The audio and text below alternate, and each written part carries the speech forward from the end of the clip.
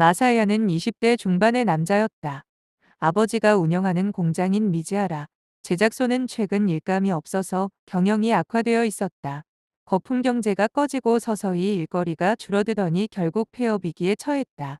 직원들도 하나둘씩 내보내더니 빚까지 지게 되었고 채권자들이 찾아왔다. 어느 날 마사야의 아버지는 목을 매 자살한다. 아버지 앞으로는 3천만 엔의 생명보험이 가입되어 있었다. 마사야는 아버지의 장례를 준비했고 공장 옆에 딸린 작은 안채에 아버지의 시신이 담긴 관을 놓았다. 그날 외삼촌인 도시로가 문상을 하러 찾아왔고 아버지의 영정 앞에서 조문을 했다. 그 후 안채에서 술을 마셨다. 외삼촌은 오늘 밤 여기서 자고 가겠다고 했다. 마사야는 달갑지 않았으나 그러시라고 했고 도시로는 잠시 후 마사야에게 불편한 얘기를 꺼낸다. 옛날에 마사야의 아버지에게 400만 엔을 빌려주었는데 그 돈을 아직 돌려받지 못했다는 것이었다. 도시로는 차용증을 꺼내 마사야에게 보여주었으나 마사야는 아버지의 생전에 그런 얘기는 듣지 못했다. 하지만 아버지의 생명보험금이 나오면 채권자들에게 갚을 빚 2천만 엔을 제하면 1천만 엔이 남을 것이었다. 그 돈으로 외삼촌이 아버지에게 빌려주었다던 400만 엔은 갚을 수 있을 터였다. 하지만 그러고 나면 마사야에게 돈은 얼마 남지 않는다. 외삼촌은 술을 다 마신 후 2층 방으로 올라가서 주무셨고 마사야는 텅 빈 안채에서 잠깐 눈을 붙이다 아침에 깼다. 마사야는 공장 안을 둘러보며 옛 생각을 떠올리던 중이었다. 갑자기 땅이 흔들리더니 공장이 무너지기 시작했다. 지진이 온 것이었다. 마사야는 천장에서 떨어지는 낙하물을 피해 밖으로 나왔다. 그런데 주변의 집들도 다 무너지고 있었다. 곳곳에 불이 났고 폭발이 일어났다. 마사야의 공장 옆에 안채도 이미 무너져 버렸다. 그런데 한쪽 편에서 마사야의 외삼촌 도시로가 쓰러져 있었다. 무너진 건물 잔해에 깔려 신음하고 있었으나 말은 하지 못했다. 마사야는 순간 도시로에게 갚아야 할 400만 엔에 떠오르면서 주변에 있던 떨어진 기와장을 주어 도시로의 머리를 힘껏 내리친다. 도시로는 머리가 깨지면서 죽고 말았다. 마사야는 외삼촌의 옷으로 삐져나온 차용증을 발견하고 그것도 챙긴다. 그리고 마사야는 주위를 둘러보았는데 자신의 뒤에서 그의 모습을 한 여자가 쳐다보고 있었다. 그 여자는 마사야와 눈이 마주쳤고 한동안 멈칫했으나 그 여자는 곧 도망친다. 경찰 및 소방대원들이 왔으나 마을 전체가 재앙에 빠졌으므로 어쩔 도리가 없었다. 마사야는 걸어서 근처 초등학교로 갔고 거기에는 대피소가 마련되어 있었다. 마을 주민들 중 살아남은 사람들은 대피소로 몰렸고 빵과 물을 지급받았다. 체육관에는 지진으로 죽은 시체들이 옮겨졌고 경찰은 유족들에게 사망자의 신원을 조사하고 있었다. 마사야는 거기서 한 여자를 발견했다. 그 여자는 마사야가 외삼촌을 죽인 것을 목격한 그 여자였다. 20대 초반으로 보였고 그 여자는 시신이 구 앞에서 경찰에게 진술을 하고 있었다. 그 여자는 앞에 놓인 이 구의 시신의 유족인 듯 했다. 마사야는 그 여자가 자신이 외삼촌을 죽인 것을 경찰에 얘기할까봐 두려웠다. 마사야는 근처에서 그 여자를 주시했다. 그 여자는 체육관 구석에 웅크리고 앉아 있었고 체육관 안은 몹시 추웠다. 그리고 화장실도 고장나서 변기가 막혀 있었다. 밖에서 사람들은 모닥불을 피워 추위를 피하고 있었고 여자들은 화장실에 가기가 난감했다. 마사야는 그 여자를 주시하다가 그 여자가 체육관 밖으로 나가는 걸 보고 따라간다. 밖은 어두웠고 그 여자는 학교를 나와 골목길을 돌아 들어갔다. 주변은 어두웠고 그 여자는 보리를 보러 나온 듯 했다. 그때 어떤 남자들이 그 여자를 덮쳤고 성폭행을 시도했다. 마사야는 그 남자들과 싸웠고 그 여자를 구해준다. 그 여자는 도망쳤고 나중에 체육관에서 다시 마주쳤다. 다음 날 그 여자는 빵과 물을 가져왔고 마사야에게 먹으라고 준다. 그 여자는 자신은 미후유라고 했고 마사야 아버지의 공장 근처의 한 아파트에 살았다고 했다. 아버지인 신카이와 어머니는 그 지진으로 인해 무너진 건물에 깔려 두 분 다 돌아가셨다고 했다. 미후유는 마사야에게 어제는 고마웠다고 말했지만 마사야가 도시로를 죽인 것을 본 얘기는 하지 않았다. 마사야는 혹시 자신이 그때 그녀를 잘못 본 게 아닐까 생각했다. 학교 대피소에 마사야의 사촌 누나가 찾아왔다. 외삼촌이 마사야의 아버지의 문상을 갖다가 돌아오지 않았고 뉴스에서 대지진 사망자 명단에 그녀의 아버지의 이름이 나온 것을 보고 찾아온 것이었다. 마사야에게 찾아온 사촌 누나는 마사야에게 조의를 표했고 나중에 어렵게 외삼촌에 대한 얘기를 꺼냈다. 아버지 도시로가 문상을 가면서 400만 엔의 빚을 돌려받으러 갈 것이라고 자신에게 얘기했다고 했다. 마사야는 짐짓 모른 체하며 외삼촌에게 그런 얘기를 들은 적은 없다고 말했다. 사촌 누나는 의아해했고 체육관에 옮겨진 외삼촌 시체의 옷가지를 뒤져보았다. 그리고 마사야에게 혹시 아버지가 차용증 얘기를 하지 않았느냐고 물었으나 마사야는 모르겠다고 했다. 사촌 누나는 도로가 파손되어 차로 아버지의 시신을 운반할 수 없어서 다음에 다시 오겠다고 하고 돌아간다. 대피소인 학교 체육관 한쪽에 천막이 쳐져 있었고 임시 대피소 운영을 하는 그곳에 어떤 사진들이 붙어 있었다. 지진 피해를 담은 사진들이 있었고 무너진 집들과 화재 현장 그리고 사람들이 찍혀 있었다. 화질이 별로 좋지 않았는데 비디오 카메라로 찍은 영상을 사진으로 다시 찍어 출력한 것이었다. 그리고 그 사진 밑에는 자세한 영상을 원한다면 연락해 달라고 전화번호가 적혀 있었는데 아마도 그 지진 피해 영상을 기자들이나 방송국 관계자에게 팔아먹으려는 것 같았다. 하지만 마사야는 그 사진들 중에서 자신의 모습도 찍혀 있는 사진을 발견한다. 하지만 마사야가 도시로를 기와장으로 내려치는 모습은 아니었다. 아마 그 직전의 모습인 것 같았다. 마사야는 마음이 초조해졌다. 다음 날 사촌 누나의 남편이 대피소로 찾아왔다. 그 남편은 대피소에 걸려있는 사진들을 보고 마사야와 도시로가 찍혀있는 사진을 발견한다.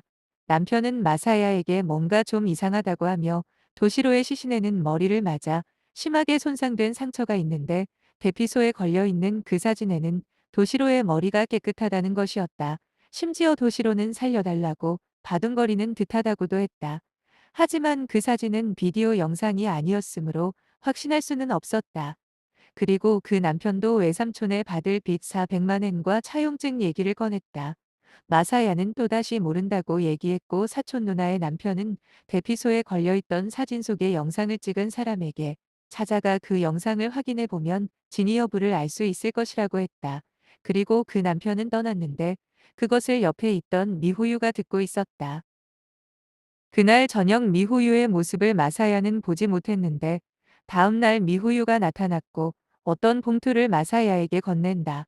마사야의 사촌 누나와 그의 남편은 대피소에 걸린 사진들을 찍은 사람에게 연락했고 그 원본 영상을 구하고 싶다고 했는데 그 사람은 그날 이미 방송국 관계자라고 하는 어떤 여자가 밤에 찾아와 그 영상을 뉴스의 보도자료로 쓸 것이라고 하며 원본 비디오 테이프를 가져갔다고 했다.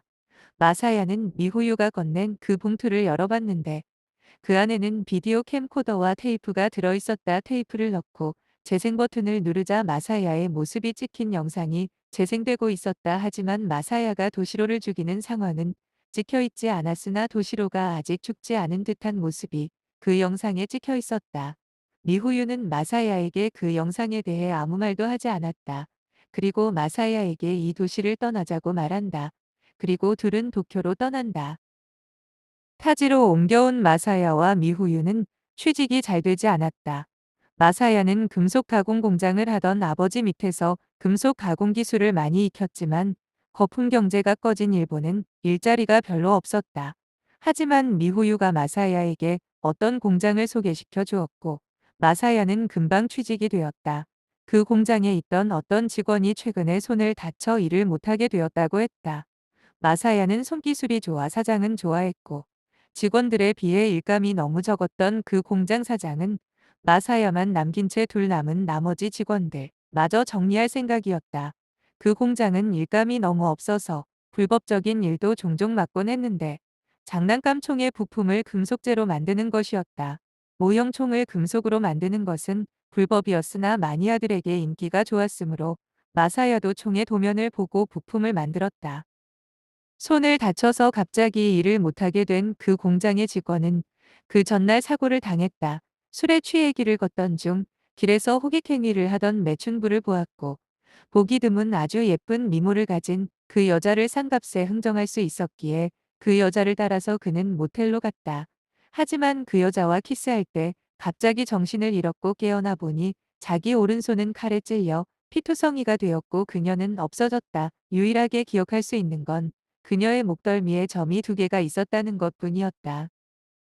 도쿄의 하나야라는 대형 보석 상점에 취직한 미후유는 전례 없는 빠른 승진을 한다. 3층의 메인 보석 코너의 점원이 되기까지는 1층의 잡화 코너부터 시작해서 경력이 꽤 쌓여야지만 가능한 일이었다. 하지만 하나야의 매니저였던 하마나카와 내연의 관계가 된 미후유는 그곳에 취직한 지 얼마 되지 않아 3층 메인 보석 코너의 점원으로 일할 수 있었다. 그런데 얼마 후 매니저 하마나카는 경찰에 체포되었는데 그 하나야 보석 가게에서 독가스 사건이 일어났기 때문이었다. 부매니저는 하나야 보석 상점의 종이봉투를 매장 구석에서 발견했고 손님이 두고 간 봉투인 줄 알고 그 종이봉투를 열어보았는데 그 안에서 염속의 독가스가 뿜어져 나왔다. 그리고 그 부매니저는 거품을 물고 쓰러졌고 3층 매장에 있던 손님과 점원들은 긴급히 대피했다. 경찰이 수사를 시작했고 직원들을 조사한 바로는 최근에 여자 점원들에게 스토킹을 하는 사람이 있다고들 했다. 피해자가 한두 명이 아니었고 그 스토커는 여자 점원들의 집에 협박 쪽지를 남긴다거나 밤길을 미행한다거나 집 밖에 내놓은 쓰레기를 뒤지기도 했다고 했다. 경찰은 여자 점원들의 진술을 토대로 잠복 근무를 하고 있었는데 어느 날 미호유의 집 앞에서 우편물을 뒤지고 있는 남자를 체포한다. 그 남자는 하나야의 매니저 하마나카였고 경찰은 주공하였으나 하마나카는 자신은 애인 관계였던 미후유에게 다른 남자가 생긴 것 같아 우편물을 뒤졌다고 했다.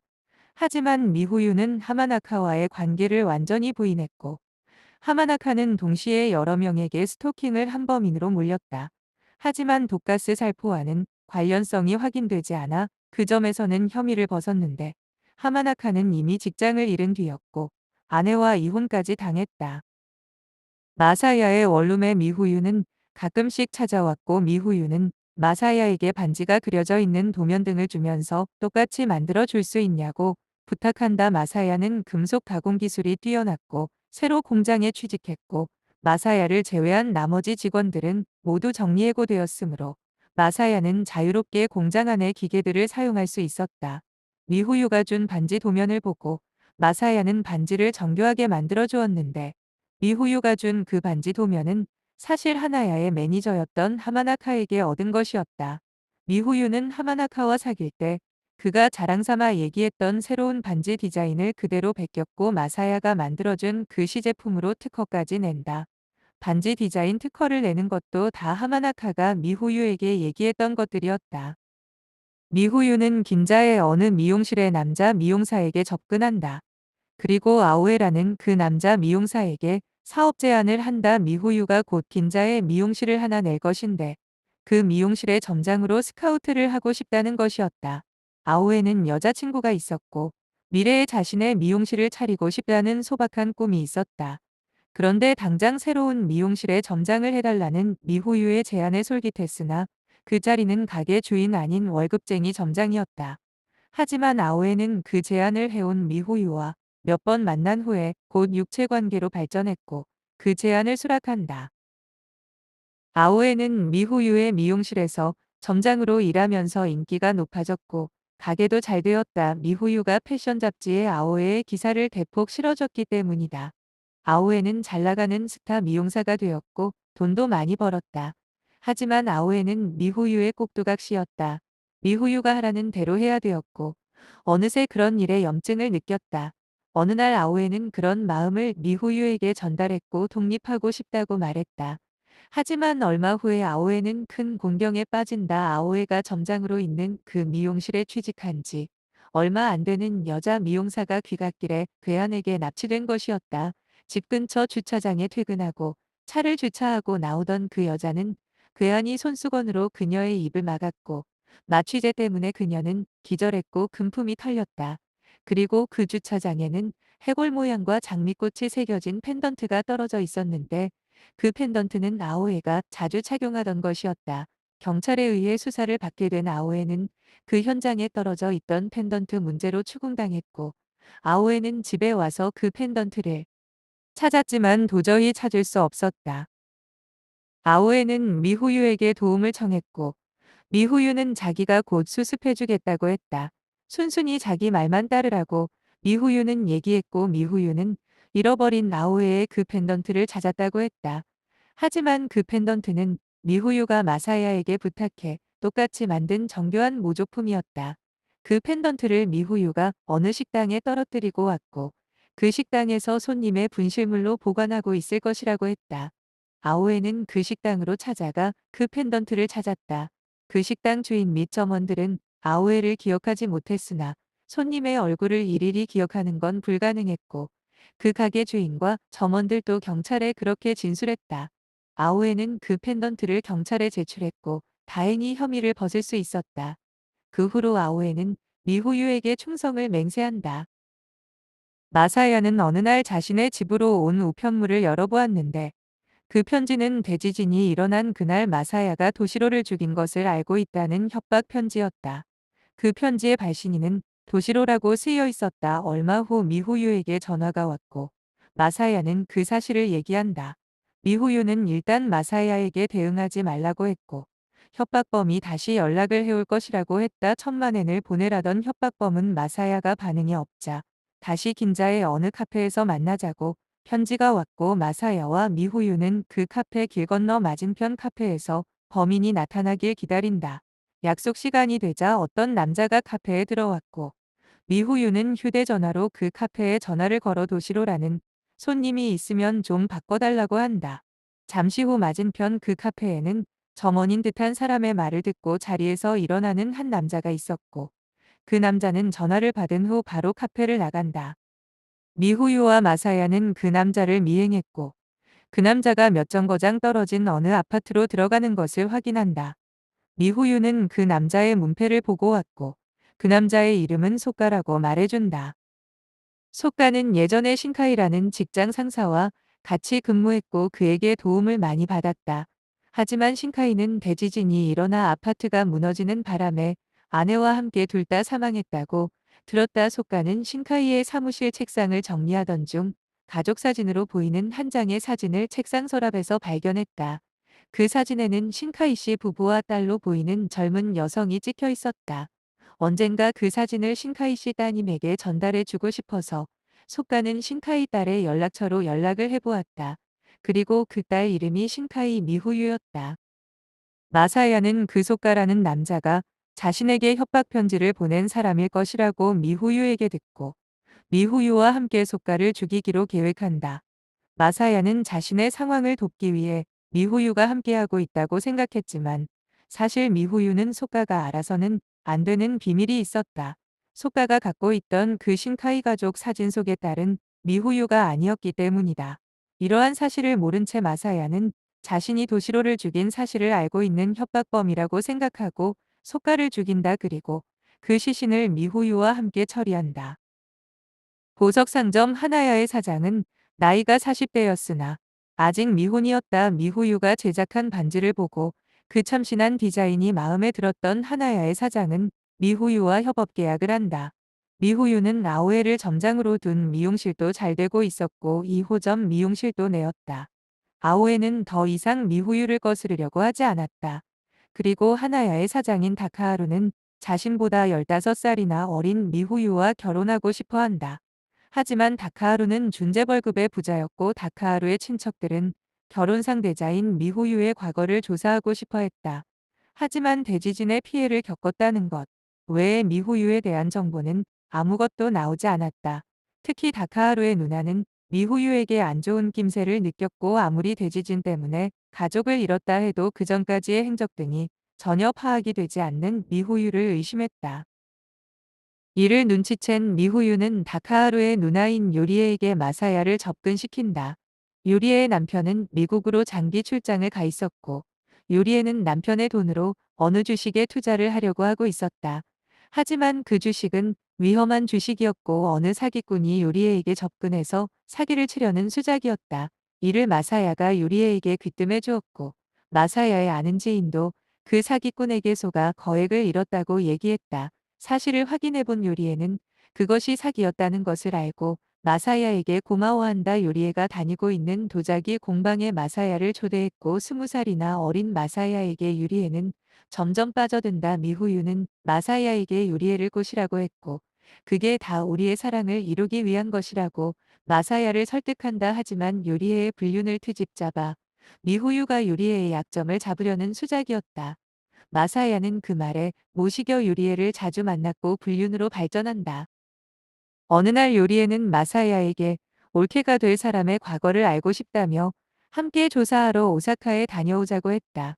마사야는 짐짓 모른 척하며 그녀를 따라 오사카로 내려간다. 하지만 마사야도 미후유의 과거에 대해 전혀 아는 바가 없었기 때문에 그도 알고 싶었다.